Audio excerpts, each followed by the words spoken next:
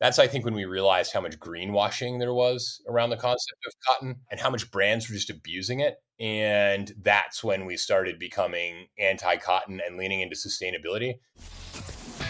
It's the E-commerce Master Plan podcast. Here to help you solve your marketing problems and grow your e-commerce business. Cutting through the hype to bring you inspiration and advice from the e-commerce sector and beyond. Here's your host, Chloe Thomas. Hello and welcome. It's great to have you here. Thank you for hitting play and choosing to listen to one of our inspiring guests. And you are going to love this one. Okay? Don't tell anyone, but I recorded this interview with Bryan on a day where I was feeling shattered. And I was like, oh, I really hope this guest fails to turn up. Which I know is horrible to say, but it is true. And then I got chatting to Bryan before we hit the record button. I was like, this is an awesome person who knows so much. I am so glad he turned up. I'm so glad we're doing this podcast.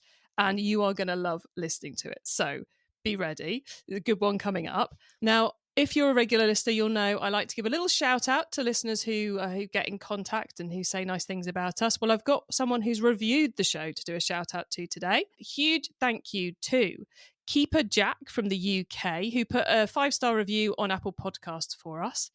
He says, I'm assuming it's a he, sorry. They say, real stories about real challenges. A great listen if you're working in or around e-com. Some fantastic takeaways from some great business builders. Each ep gives me a little insight into what it takes to build a successful e-com business. Keeper Jack, thank you so much for that. I really appreciate it, as do the rest of the team. And if you're thinking, wow, I'd love to hear myself read out at the beginning of one of those podcast episodes, then all you need to do is to do us a review. Go to ecmp.info/review to find out how to leave a review that we will pick up. And you never know, you might be read out in the next few episodes. Okay, enough of review time. What is my amazing guest going to be talking to you about? Well, they're going to be talking about, I guess, two key things. One is their product creation philosophy, which is all around creating a stellar product, first and foremost. That would make a good episode on its own. But then he's also sharing how you go about scaling a brand in this day and age. What does it take, with some amazingly brilliant advice on doing it all. So that would make a good episode too. And then when we get to the top tips, we get deep into how to track your analytics. There's a whole a little extended section in the top tips about juicy analytics insight. So make sure you listen to the end of the episode so you get that too. But yeah, you're in for a treat here, everybody. Enjoy. Have you yet downloaded our ebook?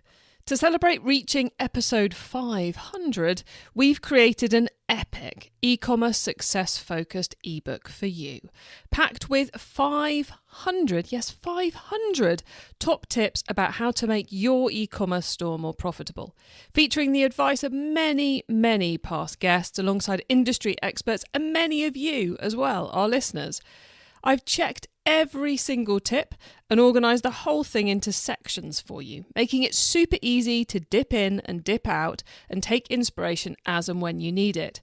This ebook needs to be sat on your desktop or even printed and sat on your desk. Download your free copy right now at ecmp.info/ebook. Get 2024's most valuable e-commerce ebook now, ecmp.info/ebook.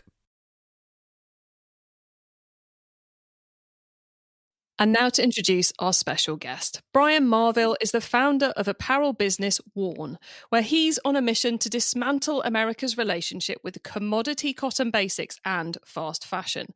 Founded in 2018, they sell via their Shopify store and wholesale channels and are now a 7-figure business. Hello, Bryan. Hi, how are you? I'm good. Really excited to talk to someone who's trying to kill off fast fashion. That is always good news to me. So how did you start on this journey? How did you end up in the e-commerce space? I like that you said it that way, kill off fast fashion, because that is what you're trying to do, right? You can't it's not just taking share, it's changing behavior. Mm-hmm. And ultimately, it is that type of relationship. The way I got started is kind of accidentally. The background at a high level is I worked in ad agencies on the strategy side in New York for 12 years. Worked on a lot of very big brands, Uber, Capital One, a bunch of others. And what I learned in that period of time is that if you're not solving a problem for your consumer, you're not solving a problem for your company. And companies would come to you in ad land all the time and say, oh yeah, I really want to change this impression. And I said, well, the product doesn't really live up to that. And your ability to solve a problem in that world only goes so far. And so we started working with startups on an equity exchange, which was really cool. It was a really cool opportunity for both parties. We would get sort of like an inroads to new products that people hadn't really heard of that were in seed stage. And they were getting access to just big brand thinking and creative that, typically people wouldn't get at that stage. And working with founder side and just watching these people try and solve the variety of problems they were solving, their interest in their consumer and their product and that kind of obsession, I just thought was really admirable. And it was also something that drew my attention. So after working with them for a while, I decided to put my money where my mouth was. And I debbed out my first company. It was a company called Wet Socks. And it was a very small Amazon brand. We basically made frictionless socks for getting in and out of a wetsuit in cold water. I was living in Manhattan and would get up very early and go surf in Long Island. So I was spending a lot of time in a wetsuit. And the company actually ended up expanding out into like 15 different products. We'd like basically introduced wetsuit accessories and base layers. So we had wetsuit like neoprene underwear and neoprene gloves and all these different things that just weren't being used, expanded them into hunting and fishing, and professional divers picked them up. It was a really cool process. All of those products, I don't know how much you know about surfing in general, but it's like a $17 billion industry that's $16.5 billion for the t-shirts. And not that many people actually do it. And even less are in wetsuits. So it was a pretty niche brand, but a great one. And we sold that last year. And I'll talk a little bit later how that actually set up the shoulders of Warren. But that was the start. And then we said, what kind of product could we build that would actually scale outside of that super specific product niche? I said, well, we've spent a lot of time with technical fabrics. People really love these features. What could we do in the sock market to introduce something that is part of the larger US sock market? And we looked at it, and I went out and bought some of the best selling, like brand new big name brands, these cotton socks in the market. We don't say the B word at Warren, and I don't want to throw them under the bus, but I bought a pair of very popular give back socks and went for a run in them and blew a hole in them in the first run. And I was like, oh, well, maybe there's space in replacing like some of these cotton everyday socks. Learned a little bit more about cotton, and ultimately learned about the negative environmental footprint and also its negative moisture management. So I thought, well, what's better is merino, but it needs to be softened a bit. It needs some elasticity improvements. Can we create that if we spin our technical fabrics that we've been using in this other product for so long with merino? Like, is that possible? And it turns out a year and a half later that it was possible. There was a lot of trial and error. But when we introduced that first product, it was called AeroWool. And the first products were, it's a performance enhanced merino that managed moisture, was super soft, lasted 5 times longer than cotton. I was like, well, this is a new idea. This is a bigger idea. This is different than what we were talking about. We sold the other company and launched Warren. And you set out how you discovered the other brands that were doing the cotton piece and finding that cotton is not the greatest fabric in the world, both performance-wise and in terms of its footprint. Had that occurred to you whilst you were in wetsuit land? Because you hear quite a bit about neoprene not being the greatest sustainable fabric. Had that fed into your decision to go super sustainable too? I'll be completely honest with you. It hadn't occurred to me in neoprene land because I was trying to fix a very specific problem. And there was a happy accident that when you used the frictionless socks, the life of the actual wetsuit increased exponentially because you weren't pulling and tugging and tearing it the whole time, right? So like these frictionless socks actually made you need fewer wetsuits, which was great, but that was not the intent. And when we went over and started designing the first performance enhanced merino, we opted out of cotton because cotton can carry as a staple fiber 10 times its weight in water. I don't know if you ever heard like the hiking phrase cotton kills, but what happens is, people always think their feet sweat, and that's not actually the case. Like, yeah, your feet sweat a little bit, but cotton absorbs a ton of water, holds it up next to your skin, and then you get cold and clammy. So as a first layer, it doesn't work very well. And if you're hiking and you're out in the outdoors, it can cause hypothermia, all that type of stuff. So we avoided it for that context and a durability context. When we started researching it and realizing that it took 20,000 liters of water to produce 1 raw kilogram of cotton, that it was utilizing 16% of the world's pesticides, and only had 3% of the output. That's, I think, when we realized how much greenwashing there was around the concept of cotton and how much brands were just abusing it. And that's when we started becoming anti-cotton and leaning into sustainability. Like, we had created an ultra sustainable fiber, which was great, and we could say that, but we didn't intend to kind of point out a negative until we realized just how negative it was. So it was very much a finding a better pair of socks first from a performance, a longevity, a use case scenario, and then oh wow, there's a pretty major impact here we can have on the eco side of things as well. Yeah, that's exactly right. And to get to that point, I think that's actually the birth of like our design mantra, right? It's performance sustained. It can't just be a performance product, and it can't just be sustainable. I love that there's a lot of brands out there that are trying to be sustainable and change their supply practices. But if it comes at any cost to the actual performance of the product, it comes at the cost of adoption and longevity. And one, that just creates a negative association with sustainability in general.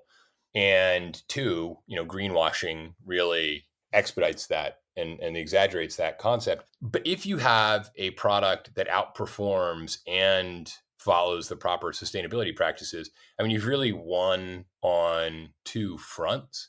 And I think at this stage, like, companies are just responsible both to their customers and the planet to design that way. We didn't set out to do one first. We just always held performance as an absolute.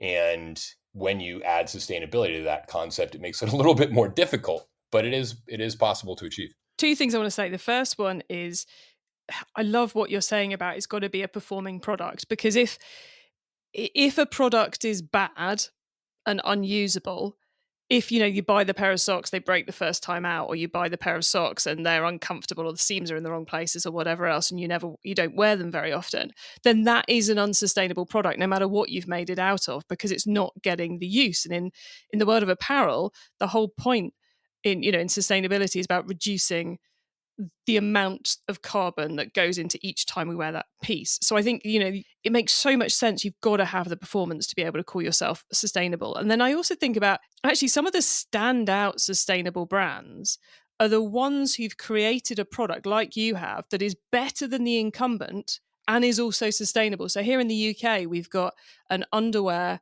it's underwear, not underwear, Chloe, underarm deodorant brand. I'm trying to say, we've got a deodorant brand called Wild, who are a refillable deodorant. So they've removed 90% of the waste, or some large percentage of the waste from it. But the thing about their product is, for most people, it's the best deodorant you've ever used by a massive, massive margin. So consumers may come to it for the novelty, they may come to it for the correct green claims, but they stick around because the product is good. And I think that is hopefully a piece we're going to move more and more into over the next 10 years, of the brands that really stand out are the ones who get both bits right: the performance, which is fundamental to sustainability, in my opinion, and that sustainable piece where they're taking that long-term view. Is that something you're experiencing? You're clearly, you're being a very successful business. Is that something you're experiencing as you're adding product line after product line? That is something we've experienced, and it's exactly what I'm talking about. I think that consumers know, and I'm speaking directly to your audience here, not necessarily the broader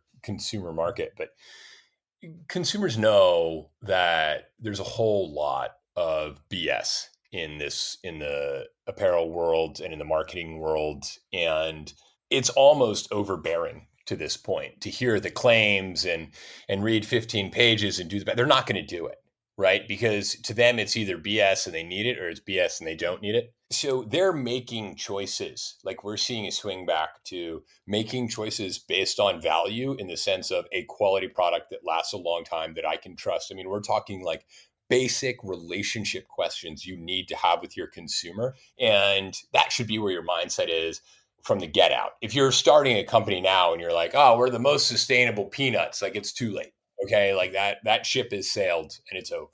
You're right back to product. And in some ways, sustainability has become exactly what it should have been, which is table stakes, right? Like, it should have been table stakes all along.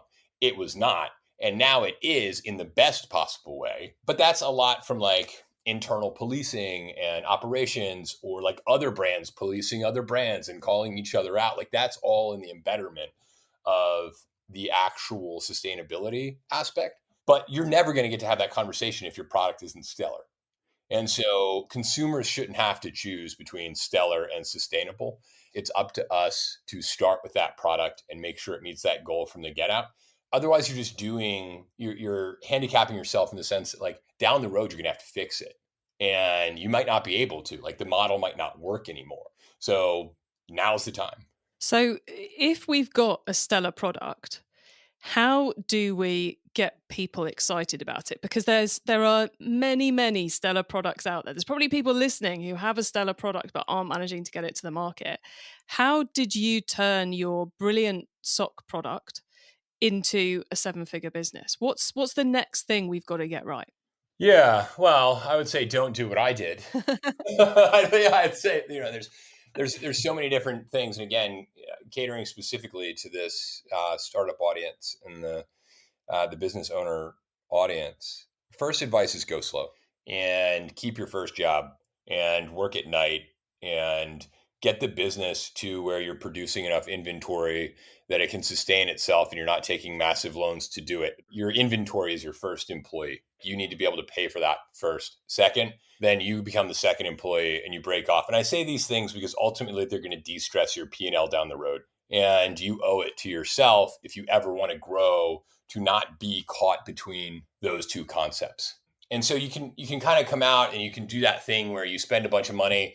Like, look, if it was circa 2017 and CPMs were $9 or whatever it was, and you had a $150 shoe, you can spend money on Facebook, make money on net new, and it's all going to be great. But that's also no longer the case. The competition came. Facebook's gaming the algorithm. They're wildly overrepresenting conversions.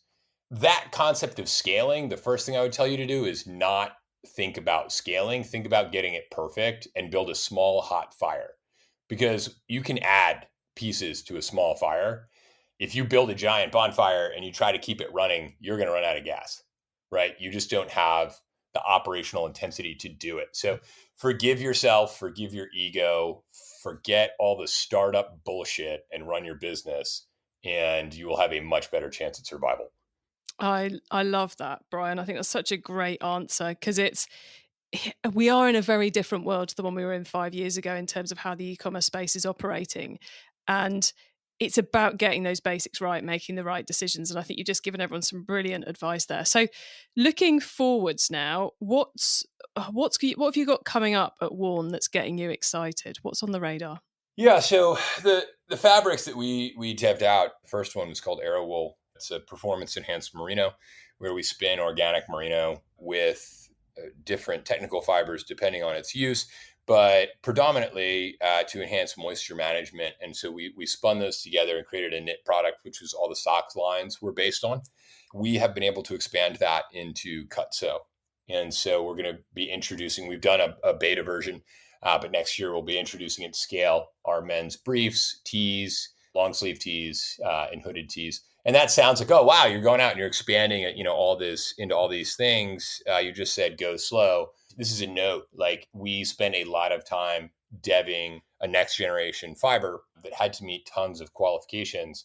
What's nice about deving a cut sew fiber is once it's devved, you can make it briefs, you can make it a tee, you can make it whatever. And suddenly you get to add 8 products, but you're producing in your supply chain. You're pulling from one area, you're pulling from one sort of master fabric, one level of control, and you're not introducing 5 suppliers at once, even if you're introducing 5 new products. So I just want to make sure to touch back on that point. That has me and the team excited. I think that, we kind of viewed ourselves early on, and we would joke around being the anti-cotton sock company. And then it was like, oh, we'll be the anti-cotton clothing company. And it was like, it's like, no, we're not going to be a clothing company at all. We're not even going to associate ourselves with fashion. Like, we just want to make really good, reliable things. And we want consumers to understand the reason that we make them. And we believe that if those two things are true, they'll make the right choice on their own. So are you saying that it might not be Warn purely doing apparel forever?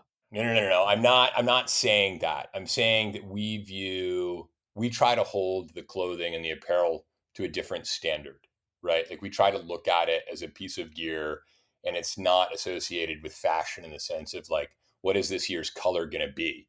Because if we introduce what is this year's color going to be, we're making more crap, and more crap is not sustainable.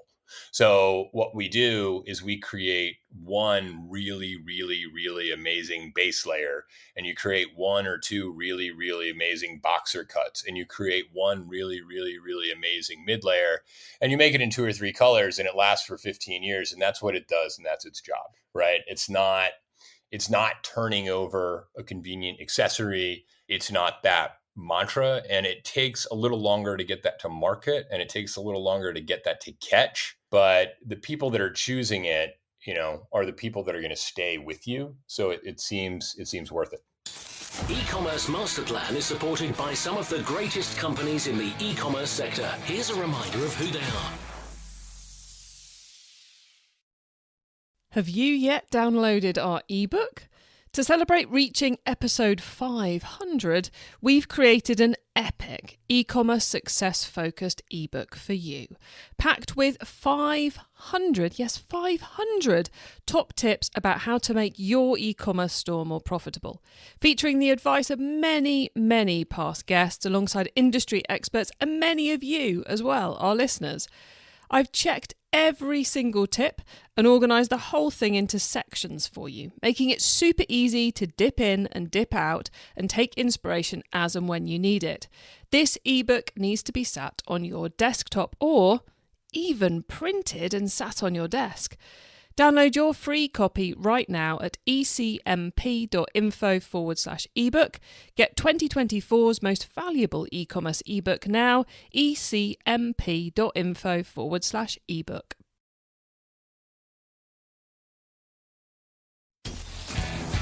It's time for the top tips round. Okay, I love this section because it gives me and our listeners some really quick ideas for taking our businesses to the next level. Bryan, are you ready for the top tips? Sure. Okay, the book top tip. If everyone listening to this podcast agreed to take a Friday off and read a book to make their business better, which book would you recommend? I'd have to say Shoe Dog, the Nike look back. One, it's really well written and it holds up.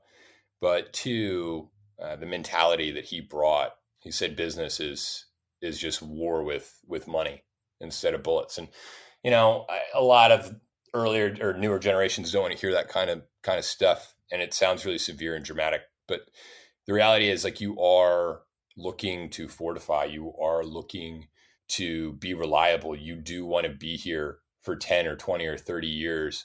And when you look at it as a resource management problem and not as a brand problem, you really start to feel differently about your business, and you start to make better choices. So, well, his whole aspect of war may be a little bit too dramatic, and that's fine. I think taking the resource management that he points out in the book is a valuable lesson. Top recommendation. Okay, traffic top tip. Which marketing method do you either prize above all others or think doesn't get the press it deserves? Your real analytics. Every single marketing person out there is trying to tell you that their tool works, and none of them have reliable analytics. So the first thing that you need to do is back out and make sure that your entire pipeline is 100% as true and reliable and simple as you can get it. You need to know where your net new conversions are coming from. You need to know where your repeat revenue conversions are coming from. You need to know what those costs are. You need to know whether they're scalable. And all of that is so much more important than the channel you choose. Because if you do it that way, you're doing test and learn. Like, you might try Facebook and it might work for you for a little while. It might not. You might try building a Facebook Klaviyo funnel, and so we can get into the complexities of it very, very, very quickly. But it's okay to go out and try different things for 3 months at a time and have them fail, as long as you can point to your own math and say, look, this is why it failed, and move on. It's not okay to be growing and not know how much it's costing you. That sounds like a crazy concept, but that data can get so easily lost in the P&L. You need it to exist in your attribution. And I would say the most important thing you need is attribution analytics. And Bryan, can I ask are you willing to share what tools you're using to make that possible? Because I think that's where a lot of people are getting stuck at the moment, is what where they should actually look for that true source of data?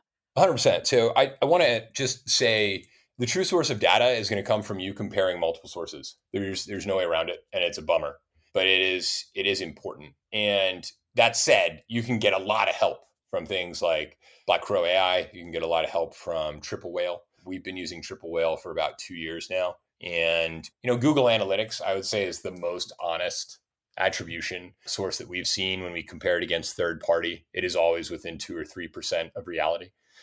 Some of that information is going to get harder to get as cookie changes and those things come through.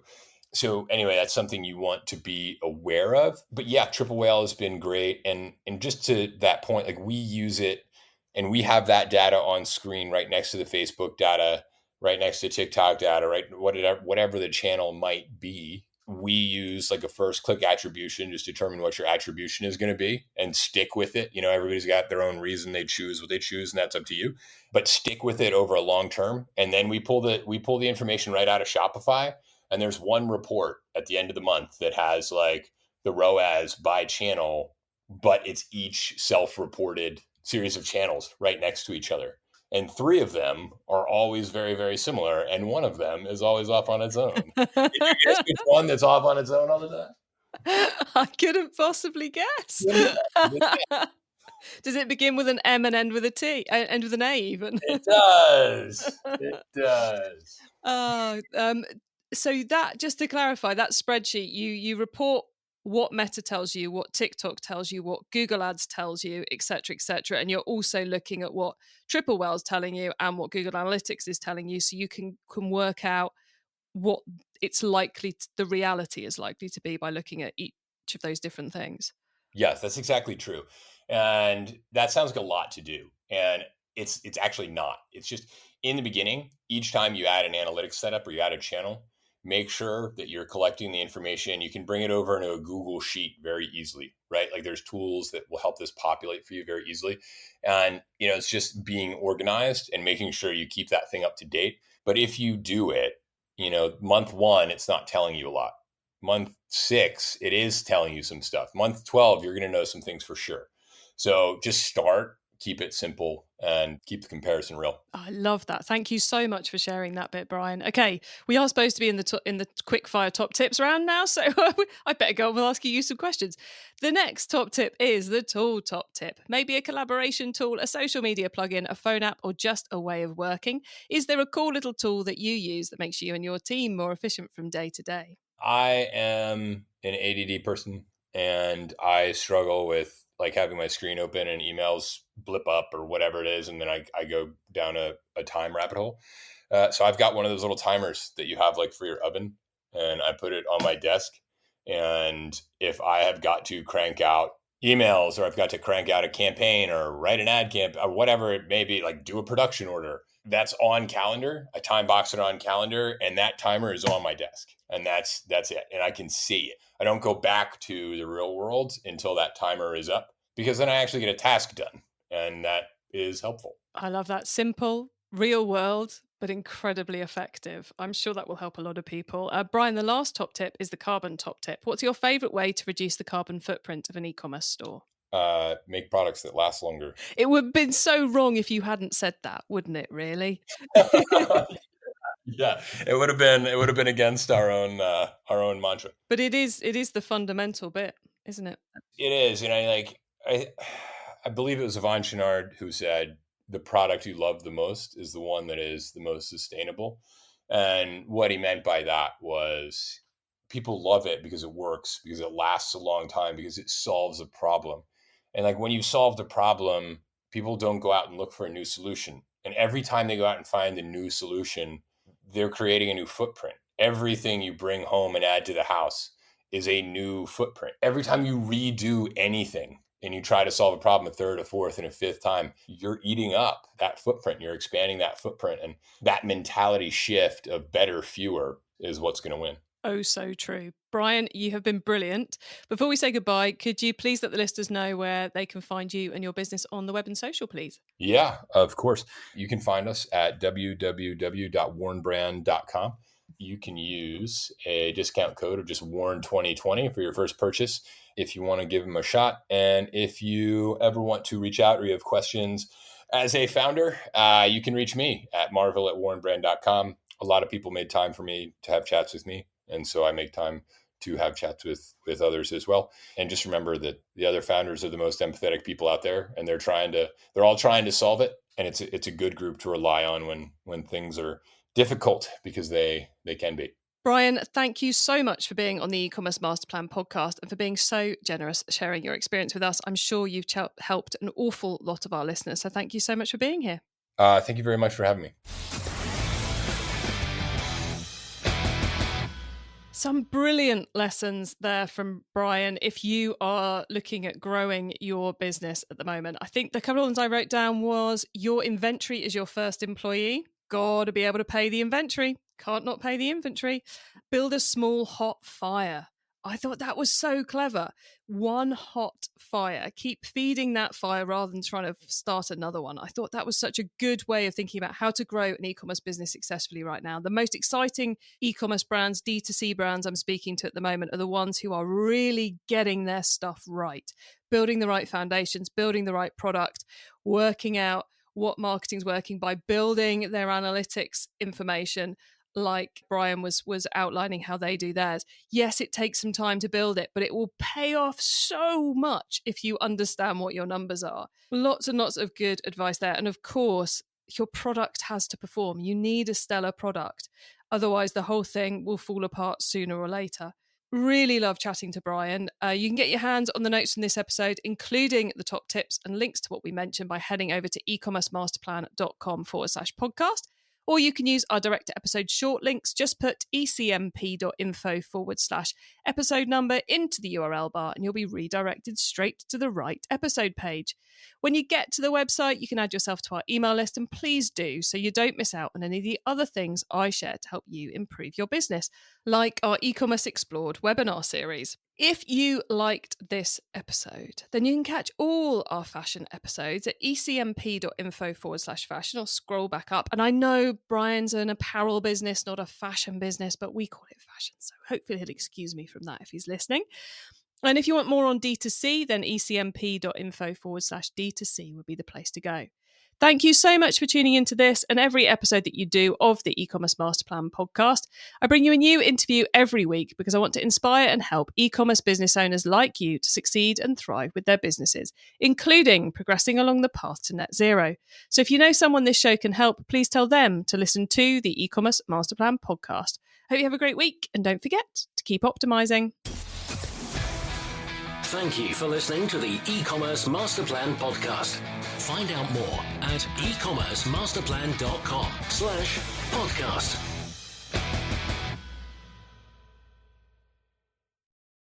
It's time to download our 500 top tips to make your e-commerce business more profitable ebook.